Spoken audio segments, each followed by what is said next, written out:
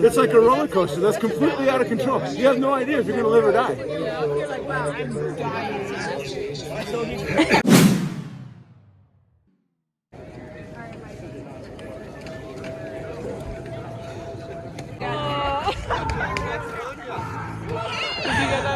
Yeah, that was good.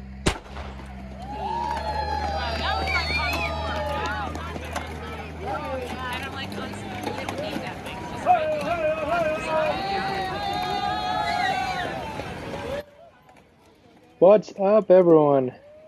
Let's race some bikes.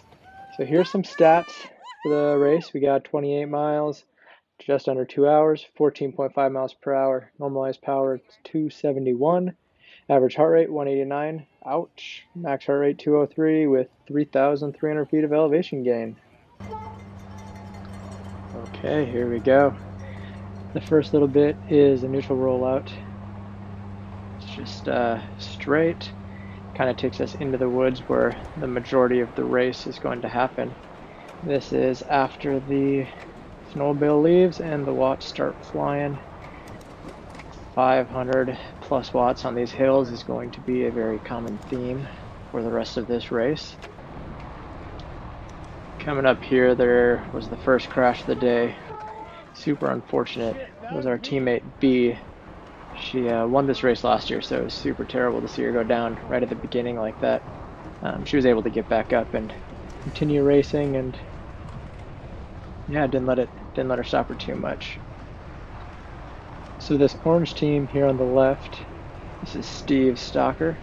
This is our kit right here. This is my team. I'll be riding with them for the first half of the race until they drop me. Bunch of old, fast dudes. Kind of annoying. And then there's this team collective. It's this blue kit here. This is Tanner. We've been racing quite a bit this year together. Been coming in at similar times, so I was trying to stick with him. Him and Steve are kind of right up my alley, speed-wise during races. Tanner and Steve eventually dropped me, and then later throughout the race we ended up catching Tanner again. But right here we're rolling into the woods. This is where attacks start going. We start splitting off people from the back, kind of deciding the major groups and selections for the day.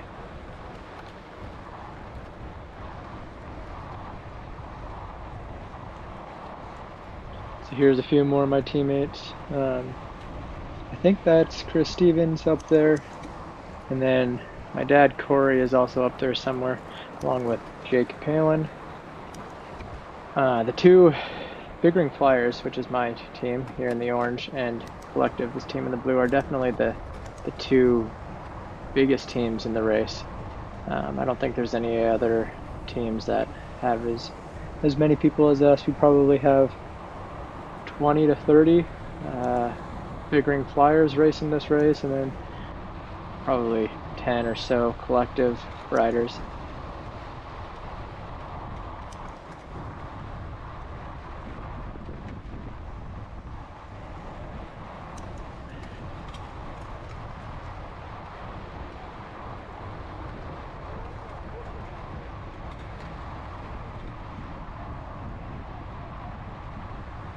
So if we're looking at my heart rate down here in the bottom left, 194, 195 beats per minute.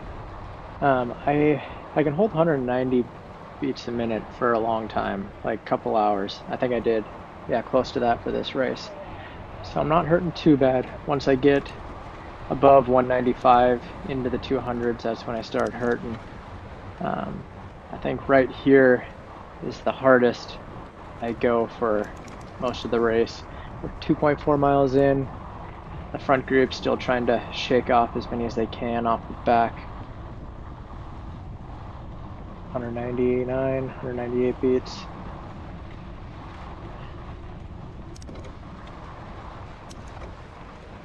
So I think I had a little bit too much tire pressure in for this race. This is my first year fat biking, so I don't feel super comfortable in the snow. with that extra PSI or two that I had, I was rolling super fast, but I wasn't feeling comfortable on the downhills. So we'll see a lot, like right here. I'm just not as confident going down these hills. So I get these big gaps that open up that I have to eventually close again and again and again, and that's what eventually gets me popped off the back. If we look here, I'm over 200, 201 beats right now. Here's another hill that I just can't, like, all the people above are staying right next to each other, but yeah, I think I'm just scared to crash. Going up the hills, I felt like I was able to catch up pretty quick, but I mean, I'm throwing down 400 or 500 watts every hill. I'm assuming everyone else was too, but if I could hold their wheel better going downhill, I wouldn't have to do as much. Looks like this guy dropped a wheel. I have to chase back up to my teammates. I was hoping I could stay with my teammates for the majority of this race. I was hoping to finish with Steve and my dad Corey, but I think the descending and not being able to hold my line or hold the wheel ahead of me as fast as I would like caused me to waste a little bit more energy on the following uphills to close the gaps that I opened up.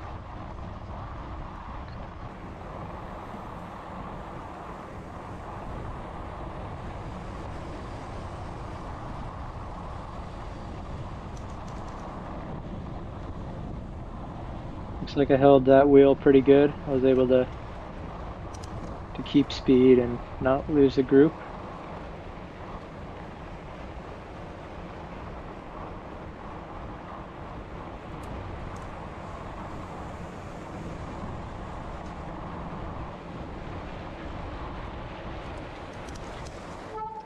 Right here, got bunched up on the hill, had to hit the brakes going uphill. Never a good sign.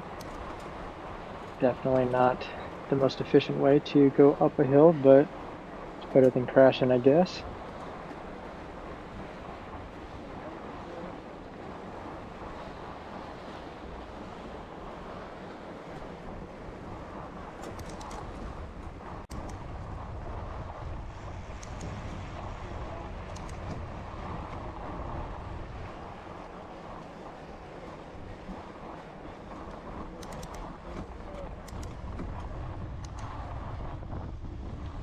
Here again, just not able to hold wheels going downhill. You can see up there a long string of people still, and then me just not closing gaps, not holding wheels. But I guess it's probably better to go a little slower and waste a little bit more energy chasing back on than taking a big crash. I mean, some of these hills were going 30, 35 plus miles an hour, so a crash at that speed would be a lot more detrimental than wasting a little bit of energy.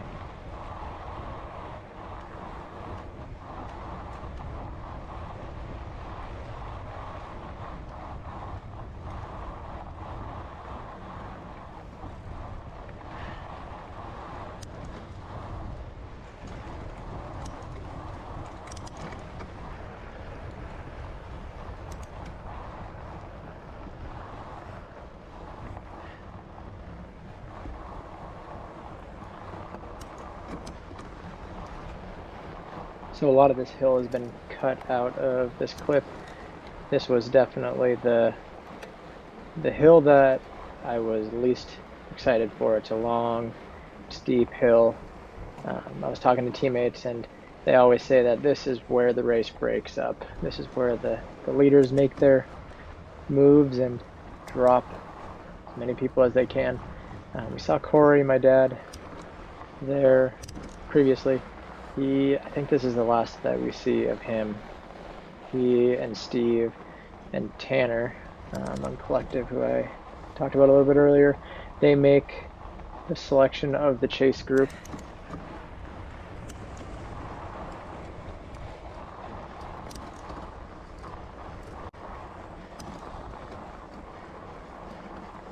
So this guy on the left in the blue and the black and orange bike, he and I raced together like a month ago at Fat Bike Worlds, and so I know he's in my age group, so I really didn't want him to get away from me, but he does, and there's not much I can do about it. On this finishing of this hill, I am just struggling. We're still going uphill, and I just stopped for a second because I just couldn't go anymore. Okay, here we go. I'm dropped off in no man's land, trying to catch back onto this group. These two guys come past me, and of course going downhill, and I suck, and oh, they both almost crashed there. I try to hop on their wheel, not quite able to, but we are able to form our own little group. So at this point we're chasing the chase group, so we're the third group in the race. There's 3 racers off the front, and then there's a group chasing the 3, and then there's our group chasing that group.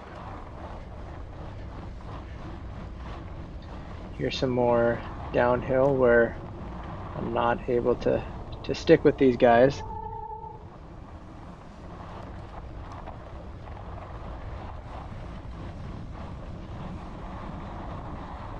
But I think right up here, eventually you can see all those people up there. We form a group of about 15-ish, maybe a couple more people, and we roll together for quite a while. Probably the middle third of this race we're together, taking turns.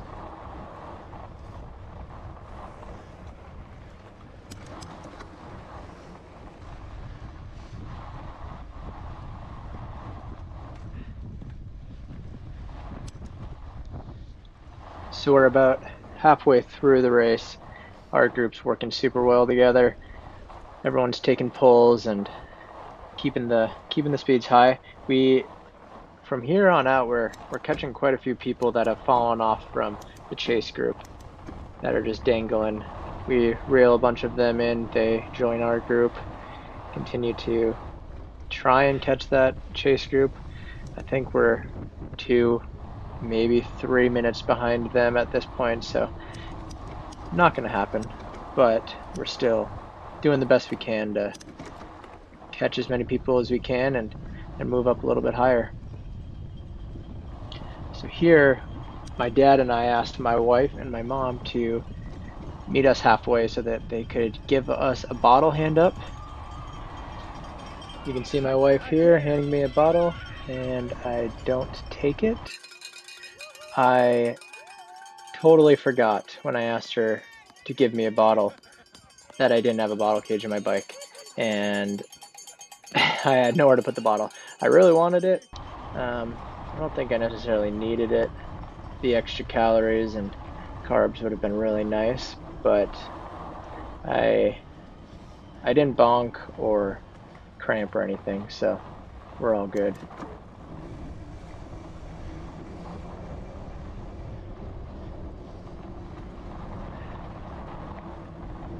This group that I have found myself in was awesome. We were working super well together. Someone was always on the front, keeping the speeds high. This is the group that I spent most of the race with, so it was good to have some good, strong people in there. So last year I did this race, and it was a miserable experience. I was not prepared for all the hills and torture that was about to be thrown at me. This is the only hill that I remember from last year. You come up, it's steep, and then it flattens out for a second, and then you still have like 10-15 seconds more of climbing. We're at 400-500 watts.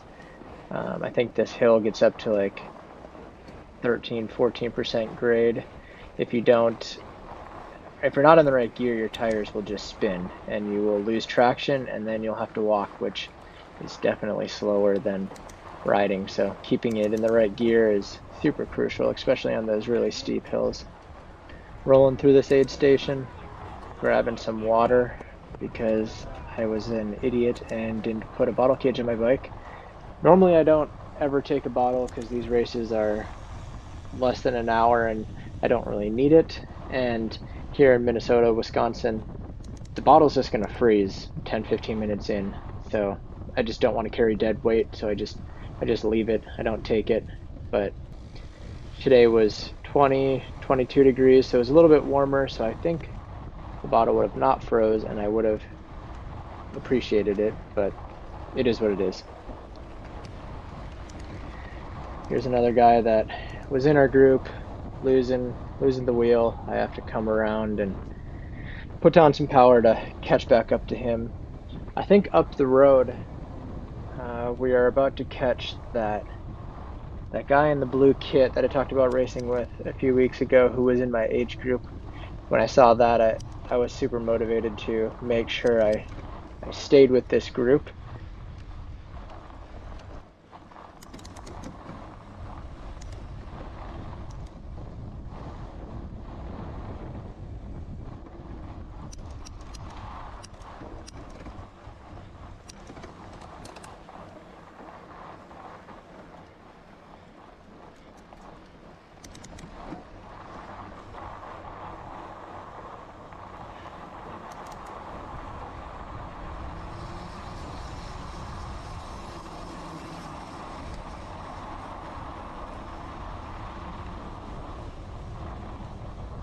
If you've never raced fat bikes before, coming up here, I think we're about to hit like 30 miles an hour.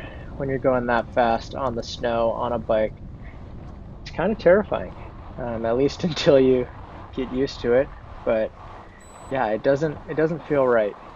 One, you're on the snow on a bike, and two, you're flying, going road bike speeds on 4-inch wide tires. It's a weird sensation for sure.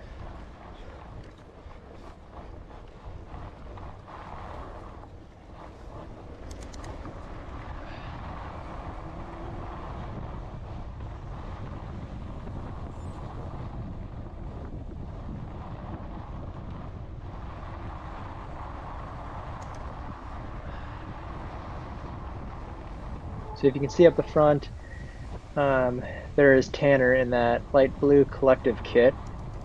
He said he was not having a super great day, but even Tanner having a not great day is a very good day for me if I'm inside of him. So I'm sure he wasn't excited to see me, but I was pretty pumped to see him.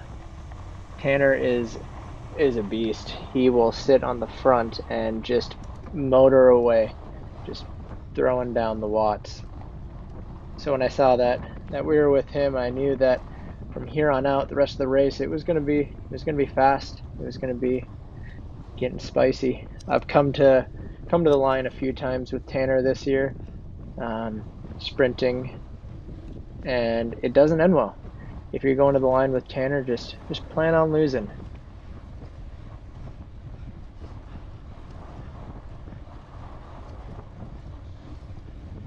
Okay, so we're out of the woods. I knew that once we get out of the woods that we're close to the finish. Looks like we have about 2 miles to go. We have these long rollers. Tanner's still up there, motoring away, pulling us very fastly. Very much appreciated.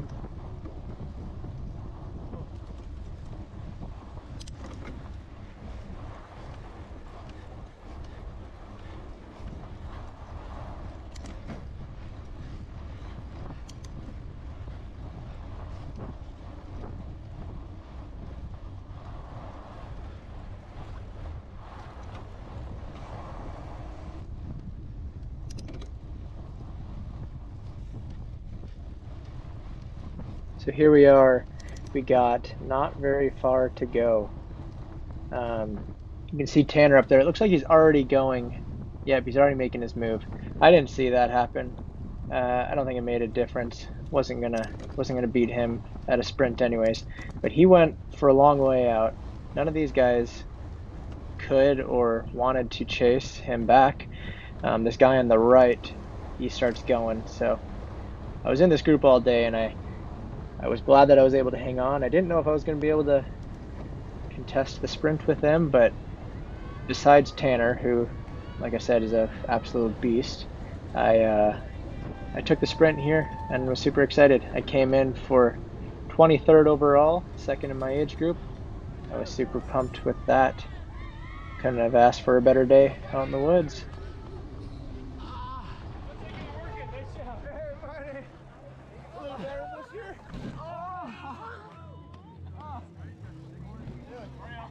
Oh, dang it! I can't get up yet. Cool, you look cool. You times are perfect. It was perfect. Perfect. How'd you feel? Feel good. Good. Yeah, A little bit of cramps at the end. Nothing too bad. Glad it happened there than earlier in the race. But yeah, that's it. Thanks everyone for watching. Feel free to come back later for more videos in the future. Thanks for watching.